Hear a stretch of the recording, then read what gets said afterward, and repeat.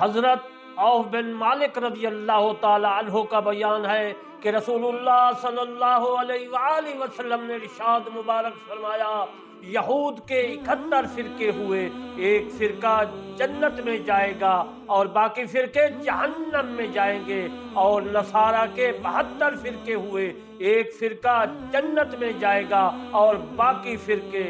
जहन्नम में जाएंगे। रसूलुल्लाह सल्लल्लाहु अलैहि वसल्लम ने फरमाया, कसम है उस जात की जिसके हाथ में मेरी जान है, मेरी उम्मत के 73 फिरके होंगे।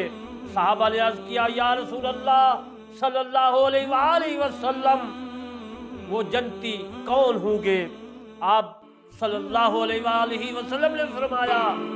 जो जमात को पकड़े रहेंगे,